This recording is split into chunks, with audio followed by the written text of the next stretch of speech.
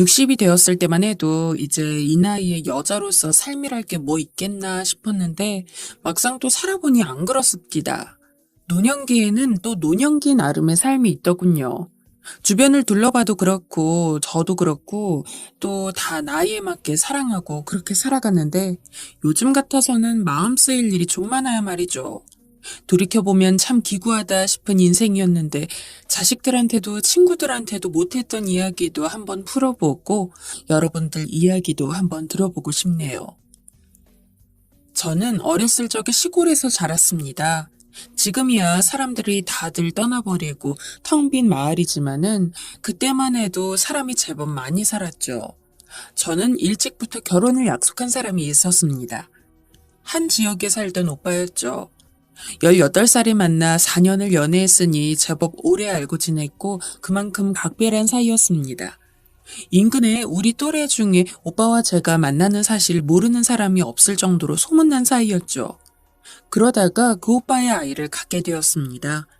그렇잖아도 이제나 저제나 하며 둘이 결혼을 이야기하던 때라 우리에게는 참 소중한 아이였고 반가운 일이었습니다. 오빠는 더 기다릴 것도 없이 집안의 결혼 이야기를 하겠다고 했고 얼마 지나지 않아 오빠네 집으로 인사를 가게 되었습니다. 오빠네 부모님은 저에게 이것저것 물어보시며 참 잘된 일이라고 했고 그날의 분위기도 화기애애했지만 이상하게도 오빠네 어머니는 그 와중에도 내내 저를 흘깃흘깃 쳐다보며 불안해하는 기색을 내보였습니다. 그로부터 얼마 후 오빠네 어머니가 저를 만나자고 하셨습니다. 병원에도 같이 가볼 겸 둘이서 맛있는 것도 먹고 오자고 하셔서 저도 즐거운 마음으로 따라 나섰죠. 그런데 가는 길 내내 굳은 얼굴로 한숨만 쉬던 오빠네 어머니가 병원 앞에서 제 손을 꼭 붙잡으며 이렇게 말했어요. 미수가, 너도 알다시피 경식이는 3대 독자야. 이런 말하기는 내가 죄가 많은 줄 알지만 이미 집안에서 며느리감으로 알아보고 있는 아가씨도 있단다. 이런 말해서 미안하다. 내가 진작에 단속을 했어야 했는데 나는 너희가 친하게 지내는 건 알았어도 이렇게 깊은 관계일 줄은 몰랐다. 다 경식이를 위하는 일이라고 생각하고 너무 야속다 생각은 말거라. 너무나 뜻밖의 말에 저는 대꾸도 못하고 그저 울기만 했습니다. 오빠와 결혼을 하지 못한다는 생각보다도 그저 그 순간이 무섭기만 했죠. 조금만 정신을 차렸다면 단호하게 거부하든 그 자리에서 도망을 치든 했을 텐데 그때는 너무 어렸고 너무 갑작스런 일이 어쩔 줄을 몰라 그저 오빠네 어머니가 시키는 대로 할 수밖에 없었습니다. 이후 몇 년 동안 내내 그날의 기억 때문에 괴로워했지만 한참 시간이 흐른 뒤에야 그나마 그렇게 일이 마무리된 게 다행일지도 모른다고 생각했어요. 그럴 거면 처음 집에 찾아갔을 때부터 아니 오빠가 결혼을 이야기했을 때부터 결혼은 안 된다고 못을 박아두었다면 저도 마음이 그렇게 서럽지는 않았을 거예요. 오빠는 3대 독자의 귀한 아들이고 집안의 기대를 한몸에 받는 처지였지만 저는 집도 가난하고 중학교도 채 못 마친 아이였으니 어쩌면 제가 처음부터 오르지 못할 나무를 쳐다본 것일 수도 있겠죠. 아무튼 첫사랑과 결혼할 줄 알았던 저의 꿈은 그렇게 채 시작도 못 해보고 물거품이 되고 말았습니다. 그런데 이제 문제는 그걸로 끝이 아니었어요. 가뜩이나 좁은 동네에서 그렇게 오래 만나고 결혼 이야기로 오빠네 집도 들락날락하고 하니 소문이 안 날래야 안 날 수가 없었던 거죠. 저는 일이 확실해질 때까지 입을 다물고 있으려고 했는데 정작 오빠가 이제 곧 저와 결혼할 거라고 친구들에게 말하고 다녔나 봐요. 채 한 달도 못 가서 면 전체에 소문이 다 나게 된 거예요. 저를 질투하던 친구들은 노골적으로 저를 비웃었죠. 그러니 그 이야기가 저희 부모님 귀에도 안 들어갈 수가 없었던 거예요. 어느 날 아버지가 집에 들어오자마자 저에게 당장 짐을 싸라고 호통을 치셨어요. 일이 이렇게 됐으니 무슨 낯짝으로 동네에 얼굴을 들고 다니냐며 저더러 어디 도시에 나가서 일이나 하며 살라고 하셨습니다. 그야말로 하루아침에 집에서 쫓겨나게 된 거죠.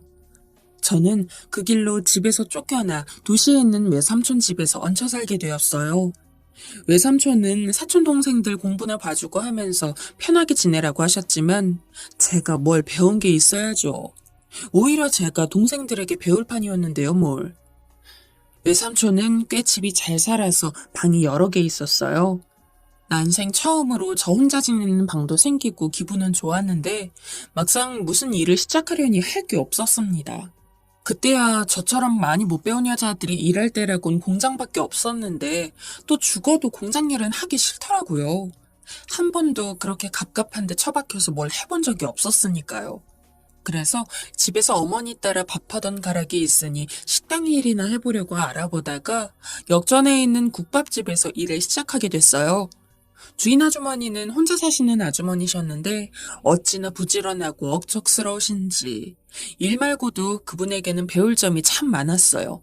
세상 물정도 모르는 시골 촌뜨기가 그래도 이날 이때까지 잘 살아온 건 그 아주머니 밑에서 세상 돌아가는 것도 배우고 이것저것 융통성을 배운 탓이 컸어요.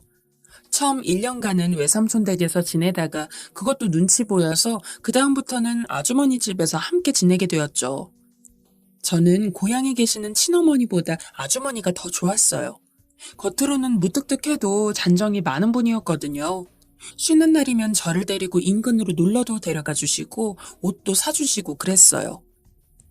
그 생활을 한 5년 정도 했습니다. 아주머니 솜씨가 워낙에 좋아서 손님도 많고 바빴지만 특별히 힘들다는 생각은 들지 않았습니다. 일이 바쁠수록 잡생각이 나지 않아서 오히려 좋았죠.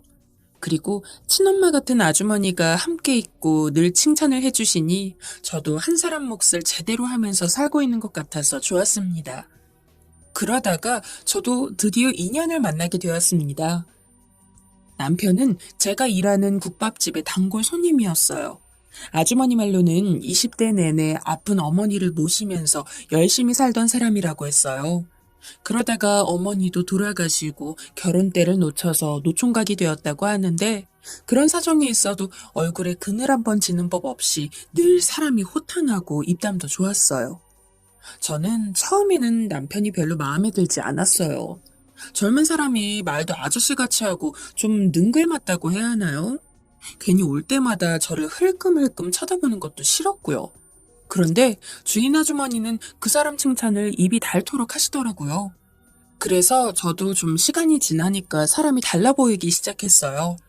우선은 매일같이 새벽마다 일찍 와서 밥을 먹고 일하러 나가는 걸 보니 사람은 참 성실하다 싶었어요. 그런데 남편이 은근히 제가 마음에 들었나 봐요. 주인 아주머니도 그런 눈치를 채시고는 괜히 제 옆구리를 쿡쿡 찔러대시긴 했지만 저는 그때만 해도 별로 결혼 생각도 없었고요. 남편은 그런 제 모습에 애가 탔는지 자꾸 선물 같은 걸 사서 저에게 주곤 했어요. 저는 주인 아주머니가 웃으면서 쳐다보는 것도 창피하고 그래서 안 받으려고 했는데 그러면 그냥 밥 다 먹고 식탁 위에다 얹어놓고 가버리곤 했어요. 그러니 어쩔 수가 없었죠. 유별나게 또 그걸 버릴 수도 없는 노릇이고. 그러다가 자꾸 받기만 하는 게 미안하니까 집에 갖다 놓고 먹으라고 반찬 같은 걸 해서 준 적이 있었어요. 그랬더니 그걸 또 얼마나 고맙다고 인사를 하면서 받는지 그 순박한 표정에 그만 마음이 조금 움직이기 시작했죠.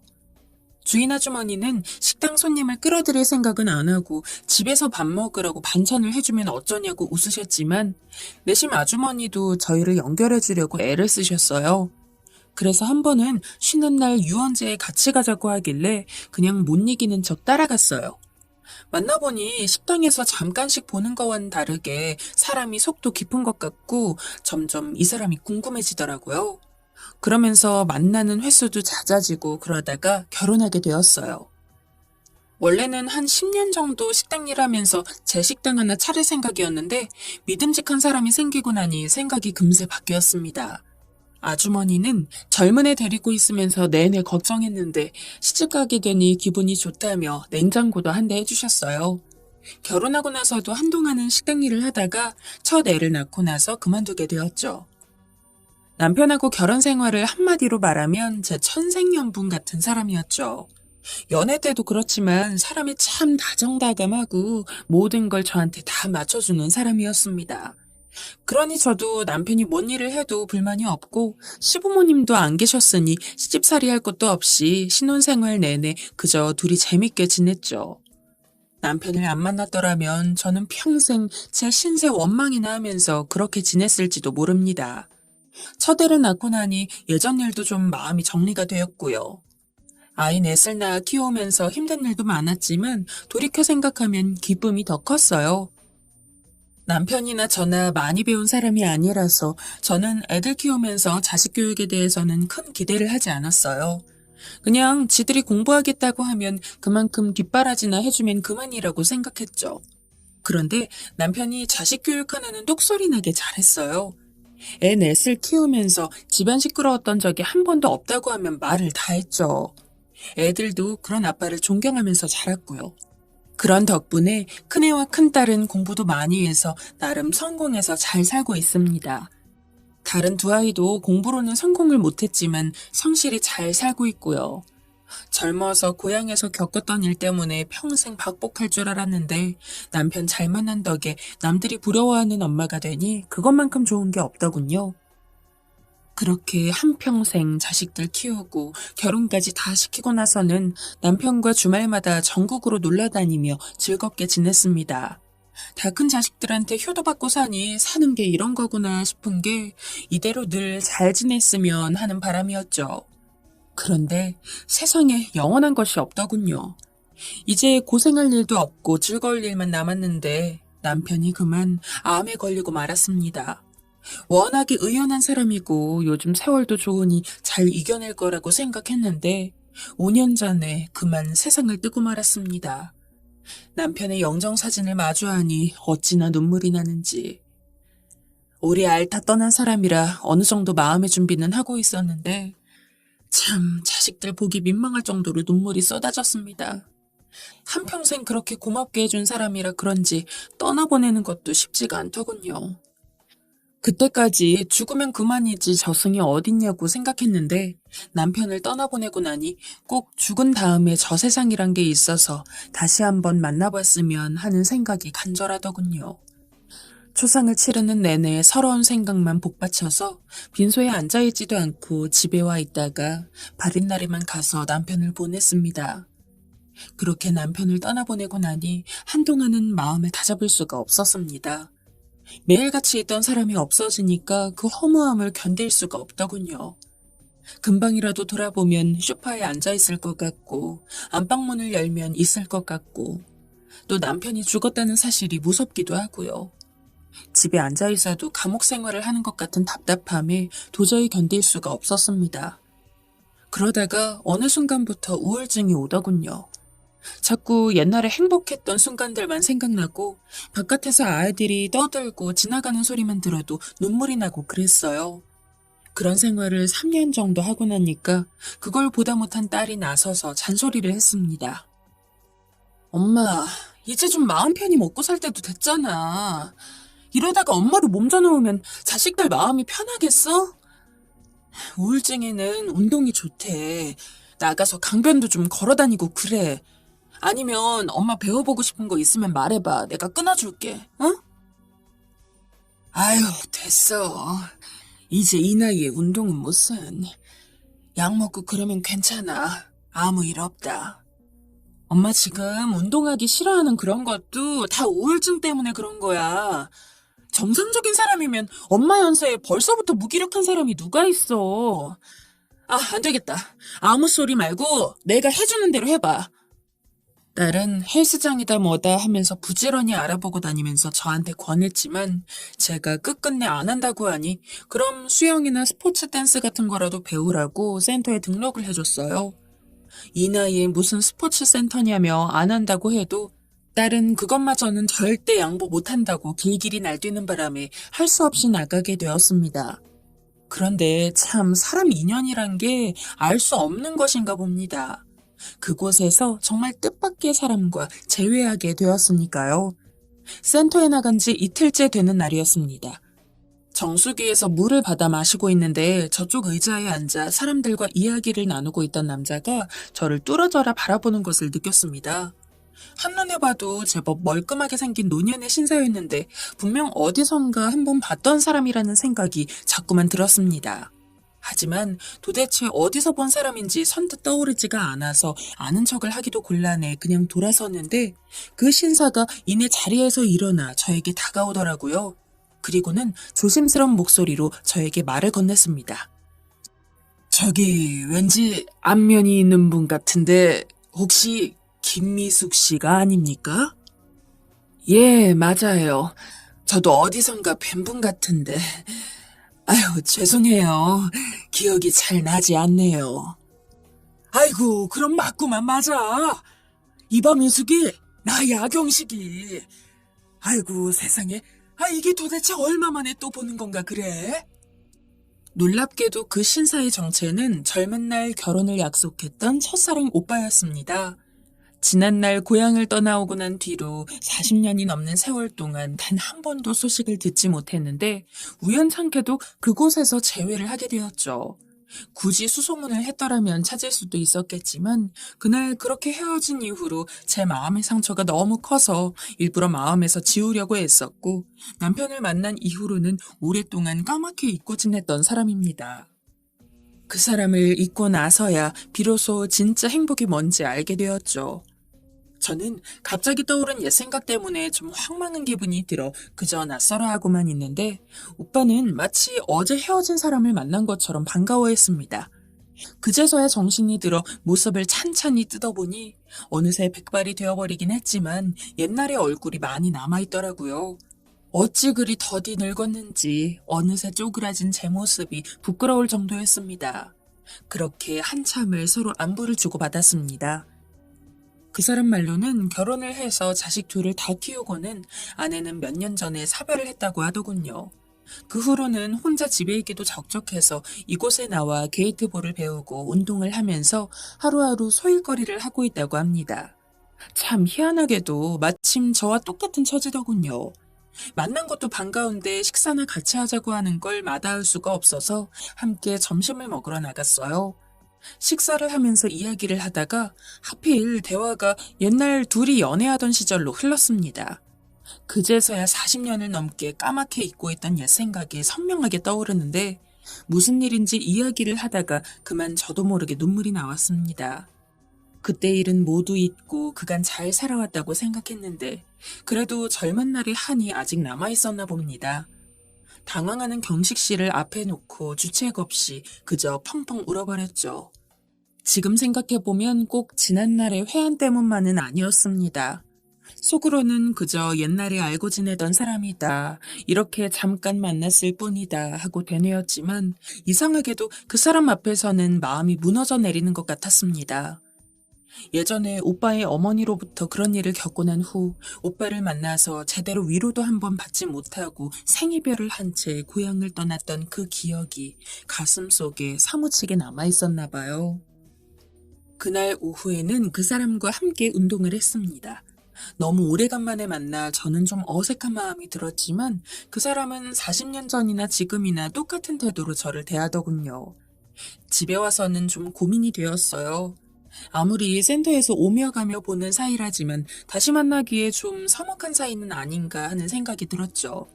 그런데 그 사람 말 맞다나 그렇게 다시 만난 것도 인연이라 생각하니 마음이 좀 편해지기도 하고 이제 이 나이에 뭐 그리 가릴 것이 있나 하는 생각도 들었습니다. 그래서 편한 마음으로 그저 친구처럼 지내면 되겠다고 생각했습니다. 그 다음 날부터 지켜보니 그 사람은 이미 센터에서는 인기가 많은 사람이더라고요. 예나 지금이나 부침성도 좋고 사람도 듬직한 멋이 있으니 다들 그 사람을 좋게 보는 것 같았습니다. 그 사람이 저를 오래간만에 만난 고향 동생처럼 소개를 시켜줘서 그곳 사람들과도 쉽게 친해지고 아무튼 아침마다 센터에 나가는데 재미를 붙이게 되었어요. 그러다 보니 사는 것도 좀 활기가 생기고 특히 그 사람과 함께 운동을 하다 보면 어느새 18살 쪽으로 돌아간 것 같은 마음도 들곤 했어요. 그러다 보니 센터 바깥에서도 종종 만나게 됐죠.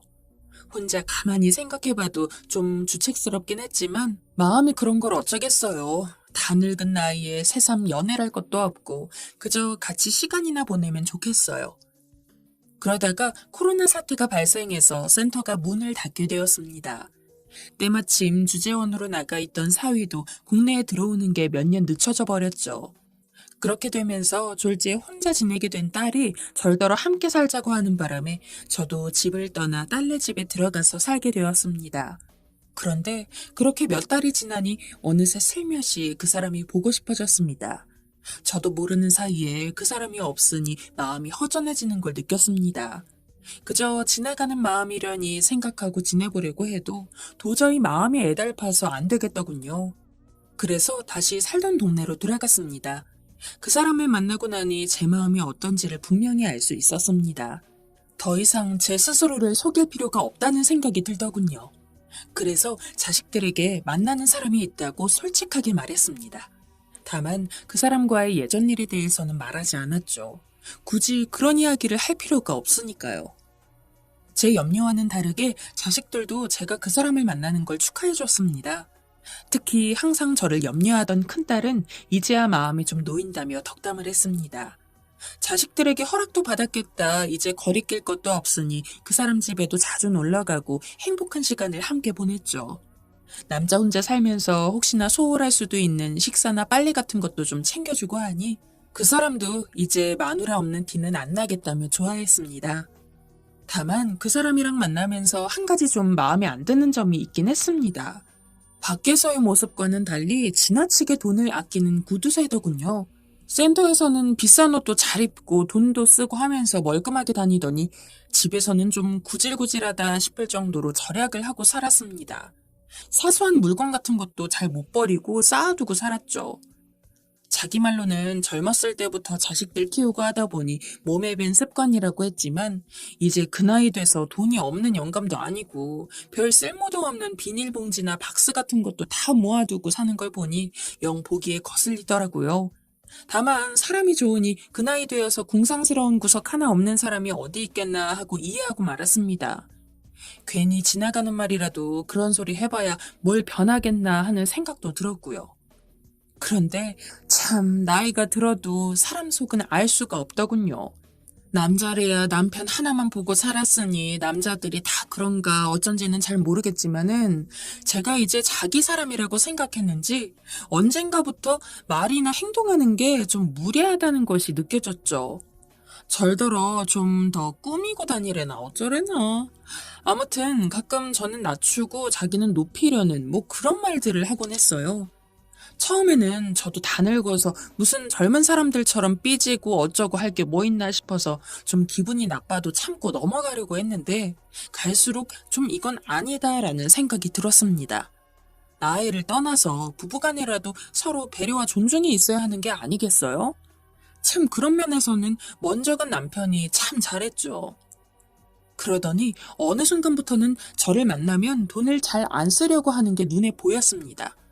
식사 때가 되어도 제 눈치만 슬슬 보고 하길래 아무 소리 안 하고 제가 밥 사고 그랬더랬죠. 그런데 그것도 한두 번이지 갈수록 속이 빤히 보이게 굴길래 가뜩이나 정이 좀 떨어지던 찰나에 갑자기 제 재산이나 보험에 관심을 갖기 시작하는 게 아니겠어요? 처음에는 아무 소리 안 하고 듣고 넘겼는데 하도 집요하게 물어대길래 재산이든 보험이든 다 우리 자식들 몫이지 왜 관심을 가지냐고 핀잔을 주었더랬죠. 그랬더니 하는 말이 이제 우리 부부나 마찬가지인데 서로 간에 그런 건 좀 알아두고 명확하게 해두는 게 좋지 않아? 사람 일이 언제 어떻게 될지도 모르는 거고. 너무 택도 없는 소리를 하니 어안이 벙벙해 있었는데 그 순간 제 정신이 확 듭디다. 처음 다시 만났을 땐 너무 놀라고 반갑기도 했고 그 이후로도 좋은 마음을 갖고 지내다 보니 잊고 있었는데 따지고 보면 그 옛날 결혼이 물거품 되고 하루아침에 고향에서 쫓겨난 것이 과연 누구 때문인가 하는 생각이 퍼뜩 들더라고요. 그 말 좀 조심하세요. 듣자 하니 부부라뇨. 그렇게 끔찍하고 소중했으면 왜 그때는 내가 그 지경이 되도록 가만히 보고만 있었어요? 당신 모친 핑계 댈 게 아니라 한번 말해봐요. 그러고 나서 어디 한번 나를 찾기나 했어요? 사람이 말을 안 하고 있으니 정말.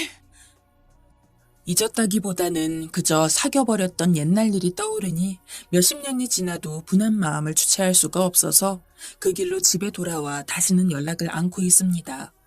나중에야 알게 된 사실이지만 이미 센터에서 그런 식으로 접근한 여자가 저뿐만이 아니더라고요. 겉만 번지르르하게 늙었지 여전히 철이 안 든 사기꾼 영감입디다. 생각하면 허망하기도 하고 허전하기도 하지만 그냥 늙음하게 교훈 하나 얻었다고 생각하려고 합니다. 사람이 어디 그리 쉽게 바뀌나요? 한 번 지저분하게 끝난 사람을 다시 만나봐야 좋을 일이 없더군요.